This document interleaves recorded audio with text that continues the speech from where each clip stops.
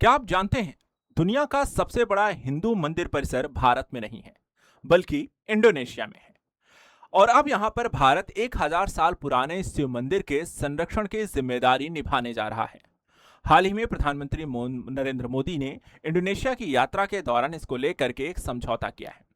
सवाल यह है कि क्या यह सिर्फ संस्कृति के कारण लिया गया फैसला है या इससे जुड़ा हुआ है भारत के रणनीतिक और कूटनीतिक संबंधों की कहानी भी।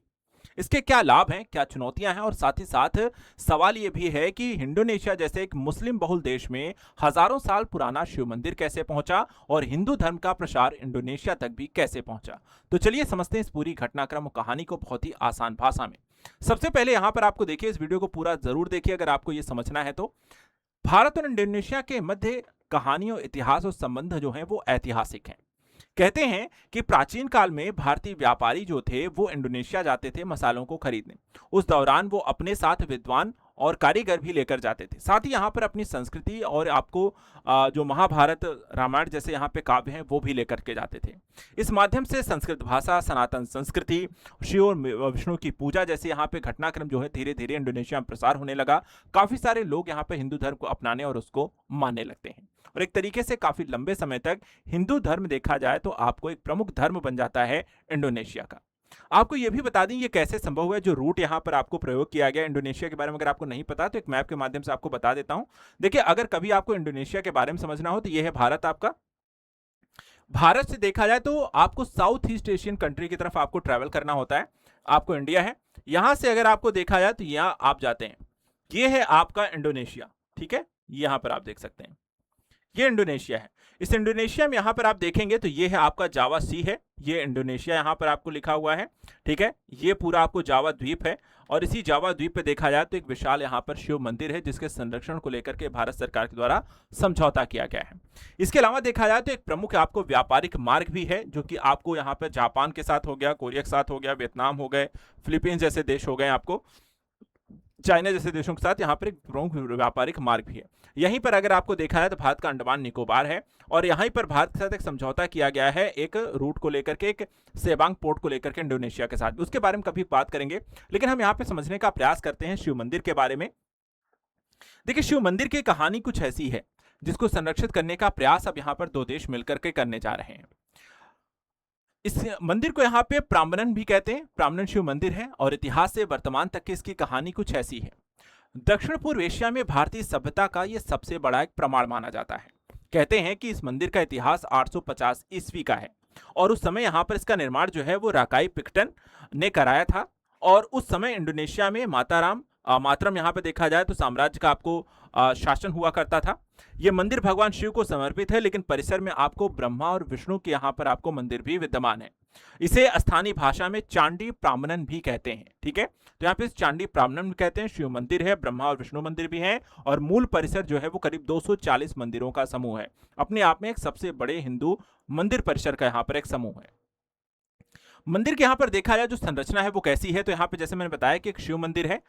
जो शिव मंदिर है वो मुख्य मंदिर है जो सबसे बड़ा है, वो 47 मीटर ऊंचा है और भगवान शिव की प्रतिमा यहाँ पर विशाल प्रतिमाएं विद्यमान है और परिसर का ये मुख्य मंदिर है। इसके साथ साथ में आपको कुछ और बड़े मंदिर हैं जो आपको विष्णु और ब्रह्मा मंदिर है। इसके अलावा इसमें नंदी मंदिर है, गरुण मंदिर और हंस मंदिर भी आपको देखने को मिलते हैं। प्राम्बनन मंदिर परिसर भारतीय वास्तुकला, आस्था और संस्कृति का यहाँ पर अद्भुत संगम है और इसका इतिहास देखा, भारतीय हिंदू धर्म जो होता है, सनातन जो संस्कृति है कितनी दूर तक फैली थी, इसका यहाँ पे सबसे बड़ा प्रमाण भी है। इसके अलावा अगर देखा जाए तो सिर्फ शिव, ब्रह्मा और इसके विष्णु के मंदिरों की कहानी ही नहीं है, बल्कि रामायण की अद्भुत यहाँ पर कहानी का भी प्रचार इसमें हुआ है।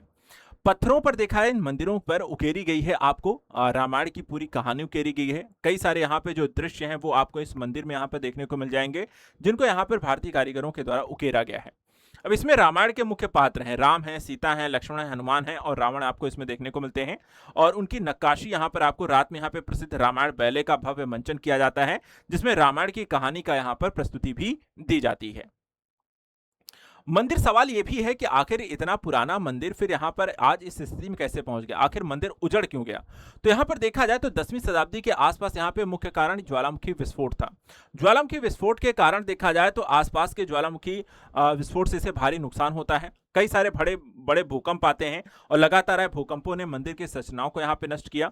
राजधानी यहाँ पर बदल गई, जिसके बाद यहाँ पर देखा जाए तो इस मंदिर के यहाँ पर उपेक्षा की जाने लगी और धीरे धीरे यहाँ पर वीरान हो गया और जंगलों में यहाँ पर ये दब जाता है। उसके बाद देखा जाए तो फिर से यहाँ पर पहचान मिलती है जब दोबारा इसकी खोज हुई 1811 में। यहाँ पे ब्रिटिश शासन के दौरान मंदिर के अवशेष खोजे गए। इसके बाद यहाँ पर डच पुरातत्वविदों ने मंदिर परिसर का यहाँ पर गहन अध्ययन शुरू किया और धीरे धीरे इसका पुनरुत्थान वापस से शुरू किया। सैकड़ों वर्षों तक जंगलों में छिपा रहा यह मंदिर, और उसके बाद यहाँ पर डच और ब्रिटिशों के द्वारा मिलकर के इसको यहाँ पर जीर्णोद्धार कराया गया। यूनेस्को ने 1991 इस मंदिर परिसर को विश्व धरोहर स्थल में शामिल कर लिया और इसके बाद वैश्विक सांस्कृतिक विरासत के रूप में मान्यता दी। हिंदू संस्कृति के इतिहास के प्रमाण के तौर पर यहाँ पर अब यूनेस्को में इसको शामिल किया गया है। अंतर्राष्ट्रीय संरक्षण और सहयोग इसके कारण बढ़ा और आज दुनिया की सबसे महत्वपूर्ण हिंदू धरोहरों में से इसे एक गिना जाता है। अब इसी के कारण देखा जाए तो विनाश के पुनरुत्थान तक की यहाँ पे ये कहानी है प्राम्बन शिव मंदिर। 2006 में देखा है तो एक भूकंप आया। 2006 में जो भूकंप आता है तो यहाँ पे शक्तिशाली भूकंप से फिर से यहाँ पर इस मंदिर को काफी नुकसान हुआ। कई पत्थर जो हैं वो गिर गए और कुछ हिस्से यहाँ पर बंद करने पड़ गए। वर्षों तक देखा जाए तो आपको इसकी मरम्मत चलती रही और फिर भी यहाँ पर मुख्यमंत्री जो है वो सुरक्षित बच गया था और अभी भी देखा जाए तो यहाँ पर इसके अवशेष इसको यहाँ पे संरक्षित करने का प्रयास चल रहा है। वर्तमान स्थिति कैसी है तो वर्तमान स्थिति यहां पर देखा जाए तो इंडोनेशिया का एक प्रमुख पर्यटन स्थल के तौर पे इसे अब विकसित कर दिया गया है। हर वर्ष देखा जाए तो लाखों पर्यटक यहां पे आते हैं। हिंदू श्रद्धालुओं के महत्वपूर्ण धार्मिक स्थल के तौर पे आज भी यहां पे मान्यता है और धार्मिक अनुष्ठान, सांस्कृतिक कार्यक्रम भी यहां पर नियमित रूप से अब आयोजित किए जाते हैं। प्राम्बन मंदिर आज भी देखा है तो भारत और इंडोनेशिया की साझा सांस्कृतिक धरोहर का एक प्रमुख अंग बन चुका है। तो ये तो मंदिर इतिहास की कहानी थी। सवाल यह है कि भारत अब क्या करने वाला है। देखिए यहाँ पे भारत अब इसको लेकर के संरक्षण और साथ ही अन्य तरीके के सहयोग देने जा रहा है इंडोनेशिया को, ताकि यहाँ पे इस विरासत का संरक्षण किया जा सके। तो संरक्षण विशेषज्ञ भारत भेजेगा, अनुभवी विशेषज्ञ जो है एक टीम यहाँ पर एसआई की होगी। पुरातात्विक तकनीकी यानी आधुनिक पुरातात्विक तकनीकों का उपयोग करके संरचनात्मक संरक्षण मंदिर की संरचना को मजबूती प्रदान की जाएगी और स्थायित्व यहाँ पर सुनिश्चित किया जाएगा। इसके अलावा पत्थर संरक्षण तकनीकी का उपयोग करके प्राचीन पत्थरों की सफाई की जाएगी, मरम्मत की जाएगी और साथ ही साथ उनके संरक्षण का प्रयास भी की जाएगी। इसके अलावा सांस्कृतिक दस्तावेजीकरण होगा, यानी कि इतिहास, कला और विरासत का व्यापक दस्तावेजीकरण करके उसको यहाँ पर और भी पुख्ता किया जाएगा। इस तरीके से भारत और इंडोनेशिया मिलकर के अब यहाँ पर यानी भारत के द्वारा सहयोग किया जाएगा इंडोनेशिया के इस विशाल हिंदू मंदिर परिसर को संरक्षित करने का। भारत को इससे लाभ क्या है? देखिए भारत को कई तरीके के लाभ हैं। सबसे पहले सांस्कृतिक कूटनीति इसके माध्यम से बल मिलता है, यानी भारत अपनी प्राचीन विरासत को विश्व में यहाँ पर जोड़ता है और सांस्कृतिक धरोहर से यहाँ पर भारत का सम्मान भी बढ़ेगा। हिंदू धर्म संस्कृति का यहाँ पर वैश्विक स्तर पर जहां भी आपको देखा जाए अगर पुरातत्व है, अवशेष हैं, तो उसको यहाँ पे संरक्षित करना उसके यहाँ पर वैश्विक प्रमाणिकता को स्थापित करता है। दूसरा यहाँ पे पर्यटन को बढ़ावा मिलता है कि यानी कि धार्मिक पर्यटन को नया आयाम मिलता है, अधिक पर्यटक यहाँ पर आएंगे, इससे रोजगार, स्थानीय अर्थव्यवस्था को बढ़ावा मिलेगा। एक्ट ईस्ट पॉलिसी भारत की मजबूत होगी, यानी कि पूर्वी एशिया देशों के साथ भारत के संबंध और भी मजबूत होंगे।